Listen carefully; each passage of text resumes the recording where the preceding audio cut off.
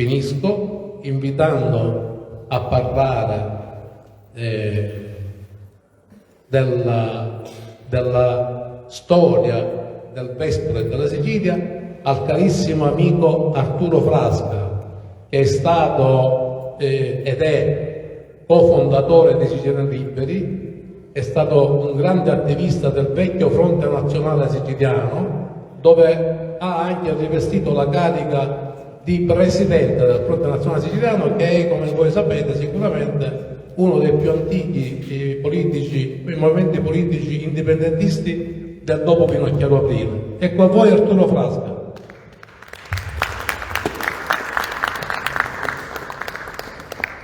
Buonasera. Allora, per l'amicizia che ci lega... Mi sentite? Per l'amicizia e l'affetto che ci lega, legato, come diceva Franco, ai tempi del vecchio fronte. Franco mi ha invitato oggi a intervenire, mi ha voluto coinvolgere, sa che non sono generalmente propenso. Siccome io gli voglio molto bene, e non è una frase così detta perché è presente, siccome gli voglio molto bene, spero non debba pentirsene. Io in realtà non vi racconterò la storia del Vespro, in quanto non ne ho le competenze e sicuramente almeno molti di voi la conoscono e saprebbero raccontarla meglio di me. Farò solo alcuni richiami storici e alcune considerazioni personali, ma non credo soltanto personali. Innanzitutto io mi chiedo, com'è possibile che dopo quasi 7 secoli e mezzo il Vespro sia ancora così sentito e tale da avere ogni anno commemorazioni sempre partecipate? Una cosa del genere, ad esempio, mi chiedo, non accade neanche per l'incoronazione di Ruggero II nel 1130, che sancì di fatto la nascita del Regno di Sicilia ed è il punto di partenza di quei 686 anni di indipendenza dell'isola, di cui in tanti andiamo fieri. Vedo Valerio Burgio, lo saluto affettuosamente, e sa di cosa sto parlando. 686 anni di indipendenza di cui tanti di noi andiamo fieri. Ecco, neanche per l'incoronazione di Ruggero II avviene questo. Io una risposta me la sarei data e vengo a spiegarla. Diciamo, il Vespro, contrariamente a quello che tanti pensano o tante volte si legge, non fu una ribellione del momento, estemporanea al gesto improvvido del povero Drouet, il soldato francese che importunò la nobildonna palermitana. In realtà Pippo Chanot lo chiamava la rivoluzione del Vespro, cioè una rivoluzione vera, organizzata, diffusa, capillare, che aveva intanto una sua bandiera, che è simile a quella attuale della regione siciliana, ma non è la stessa, e poi aveva dei suoi capi in tutta l'isola, da Palmiero Abate in Val di Mazzara, a Laimo di Lentini, Gualtiero di Caltagirone, c'era Ruggero Mastrangelo a Palermo, dalle nostre parti, Valerio, quella che allora era la contea di Modica, c'erano Federico Mosca e il figlio Manfredi, quindi qualcosa di estremamente organizzato, perché gli Aggioini non erano ben visti per la loro politica fiscale opprimente, per i soprusi, le violenze di cui si erano macchiati. E quindi mi viene da pensare, oltre questi c'era Giovanni da Procida, non lo dimentichiamo, che fu fedelissimo della dinastia Sveva, che fu accanto a Manfredi nella disfatta di Benevento, che leggenda vuole abbia raccolto il guanto di sfida lanciato da Corradino di Svevia in punto di morte, quando fu decapitato 17enne a Campomoricino, l'attuale piazza del Mercato di Napoli. Si narra che il 30 marzo 1282 Giovanni da Procida si incontrò segretamente sullo scoglio del Malconsiglio di fronte Trapani, proprio con Palmiero, Alaimo e Gualtiero, e si narra, tornando alla nobildonna palermitana, che in realtà quell'incidente per il quale il povero Drouet, lo continua a chiamarlo povero, perché nella storia è diventato quasi l'unico responsabile, invece in realtà la colpa era degli Angioini nel loro insieme. Quest'incidente con Drouet fu architettato da Giovanni E questa nobildonna pare che non fosse altri che la figlia Imelda che gli fece giungere ad arte da Napoli.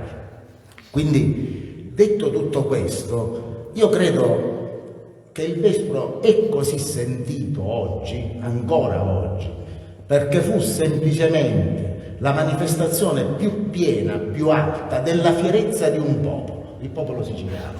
Io vi voglio leggere alcune parole che risalgono al 1860, scritte da Marx ed Engels, che tutti conoscete per altri motivi.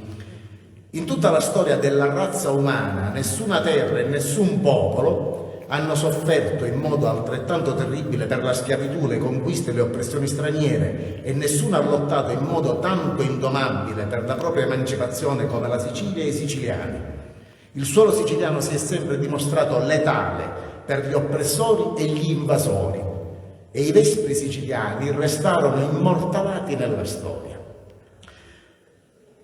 Addirittura Rafael Olivari Bertrand, che era uno storico spagnolo dell'Estremadura, ma in realtà fine conoscitore della storia siciliana, definiva il Vespro una delle epopee più gloriose della storia umana, nell'epoca più gloriosa della storia dell'isola.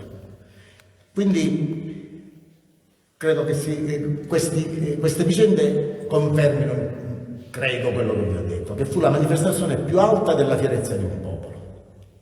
Un secondo richiamo storico lo voglio fare una figura che mi è molto cara per gli insegnamenti del professore Mirto, cara non soltanto a me ma a tanti siciliani, quella di Federico III, re di Sicilia, originario, era aragonese, un re da leggenda, lo definì sempre Rafael Olivari Bertrand. Lui non fu strettamente legato all'episodio del Vespro, ovviamente, del 1282, lui fu nominato re successivamente, ma lui riprese la guerra fino alla pace di Caltabellotta del 1302. Ecco, Federico nacque a Barcellona, da bambino venne in Sicilia e fu fortemente legato alla Sicilia, al popolo siciliano, che in cambio lo amò profondamente. Il professore Mirto, Corrado Mirto, che molti di noi hanno avuto l'onore di conoscere, che è stato unanimemente considerato il massimo esperto della storia medievale siciliana e del Vespro in particolare, il professore Mirto ci raccontava che quando Federico III si sentì male nell'estate del 1337, poi morì alle porte di Catania, ne parlerò dopo, dalla zona di Enna fino alle porte di Catania fu trasportato a spalla, a mo' di staffetta, dalle popolazioni delle varie contrade, in mezzo a due ali di folla piangenti lungo tutto il percorso. Era un re amatissimo. Lui fu assolutamente un buon legislatore, emanò norme all'avanguardia per il Medioevo, con garanzie costituzionali che andavano da ben precisi obblighi per i reggenti, andavano dalla tutela dei beni dei condannati, andavano fino all'obbligo della convocazione del Parlamento almeno una volta l'anno, il giorno di Tutti i Santi. Una volta l'anno ci fa ridere oggi, ma nel Medioevo non era così. E la sua stessa nomina da parte di un Parlamento siciliano fu qualcosa di rivoluzionario in un'epoca in cui in realtà si diventava re per diritto divino. La figura però di Federico III, la figura di Federico III è tra quelle che si è cercato di cancellare dalla storia, per tanti motivi. Innanzitutto il professore Mirto, mi riallaccio un po' all'argomento di questo incontro, faceva un'osservazione: l'elezione di Federico era la sfida di un piccolo popolo deciso a difendere la propria libertà contro le veltà e gli egoismi di una grande coalizione europea, richiama molto la vita odierna, che aveva deciso di sacrificarlo sull'altare dei suoi interessi e della sua pace. Si riferiva all'alleanza tra gli Angioini, i Guelfi italiani, il papato di Bonifacio VIII, il regno di Francia e addirittura il regno d'Aragona, con tutto che lui era aragonese. Con l'elezione, continua Mirto, di Federico III, i siciliani ebbero un re nazionale, un regno dunque indipendente e non una colonia aragonese, e primi in Europa una monarchia costituzionale, nella quale i diritti del sovrano erano limitati non soltanto dalla nobiltà, ma anche dai rappresentanti delle città, e alla base delle quali vi era un patto stretto tra il re e il popolo.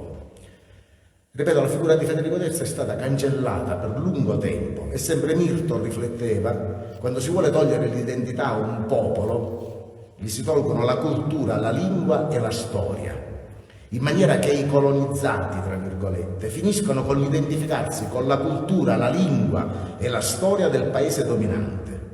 Questo è accaduto ai siciliani, i quali sono stati convinti del fatto che essi non hanno una propria cultura e che la loro lingua è un rozzo dialetto.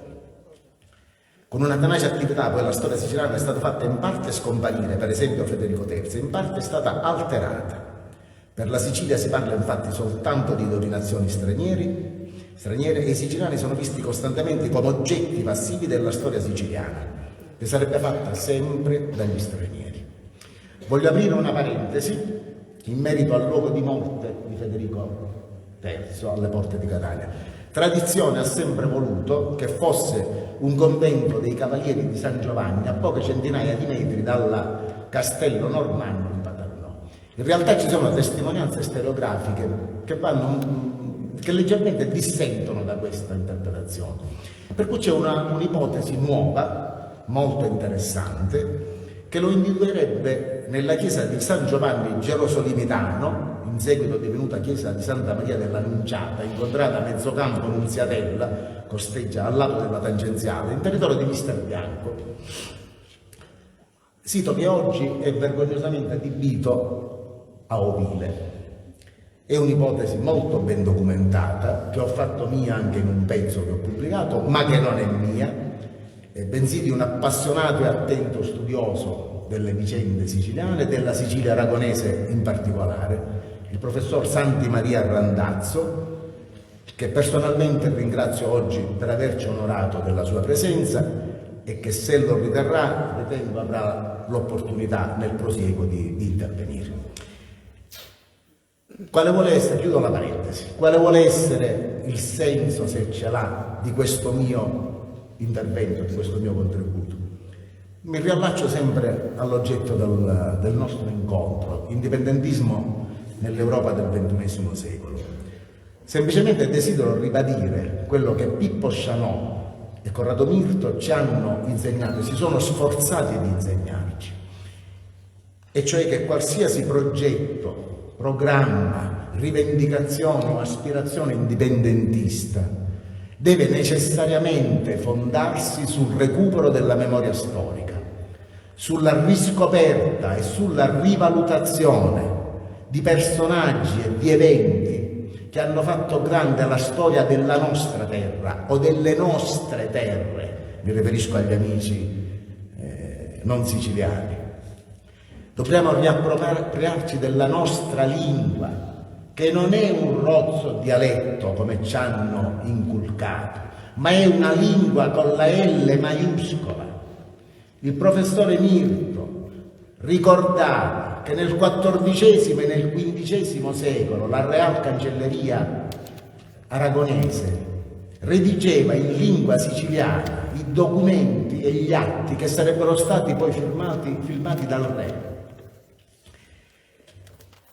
Qualsiasi progetto, qualsiasi programma, qualsiasi aspirazione indipendentista che mancasse di tutto ciò, che non si fondasse sulla consapevolezza e sull'orgoglio di essere stati e di essere un grande popolo, nascerebbe monco e sarebbe immancabilmente e miseramente destinato a fallire.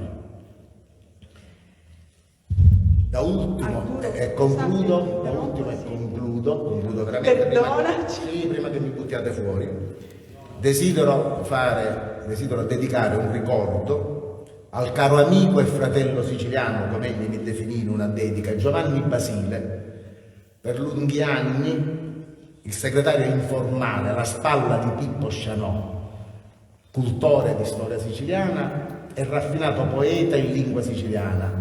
Io lo metto tra i più bravi poeti contemporanei in lingua siciliana. E proprio al Vespro e alla battaglia navale di Capodorlando del 4 luglio 1299, Giovanni Basile dedicò 2 delle sue più belle liriche in lingua siciliana, rimaste ad oggi purtroppo inedite per la sua improvvisa e prematura morte 9 anni fa. Grazie a Arturo Frasca per questo prezioso contributo.